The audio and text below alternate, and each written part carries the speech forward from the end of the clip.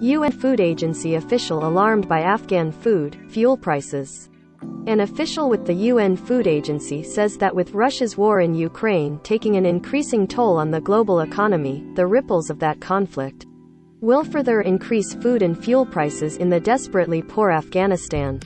Kabul, Afghanistan. An official with the UN Food Agency warned Friday that with Russia's war in Ukraine taking an increasing toll on the global economy, the ripples of that conflict will further increase food and fuel prices in the desperately poor Afghanistan. Since the Taliban takeover in mid-August, Afghanistan has been sinking deeper into poverty and economic crisis. As many as 95% of the country's 38 million people didn't have enough to eat or money to buy the food.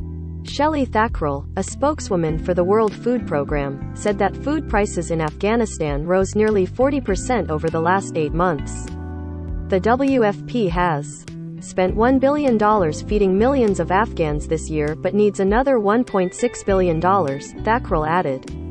The worrying thing, I think, and this includes Afghanistan as well as all the other hunger spots across the world, is the rise in food and fuel prices, said Thakral.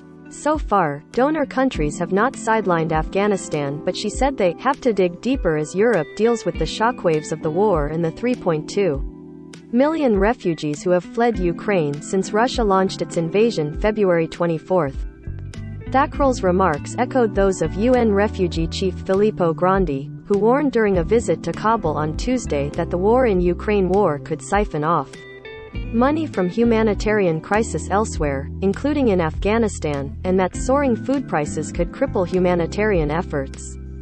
While most of Afghanistan's wheat supplies come from Kazakhstan and Uzbekistan, Thakral said the increasing food and fuel cost as a result of the war could add up to 20% to the costs of providing humanitarian assistance. When the Taliban swept to power, international donor money, which paid more than 80% of Afghanistan's bills, dried up and the country's economy went into free fall.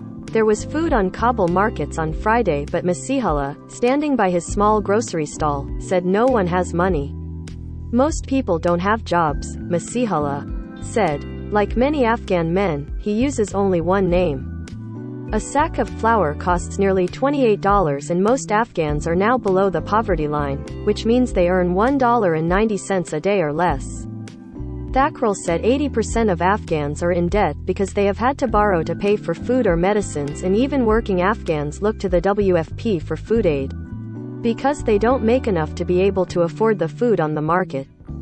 A Human Rights Watch report released Thursday said that since January, about 13,000 newborns have died from malnutrition and hunger-related diseases in Afghanistan, and 3.5 million children need nutritional support.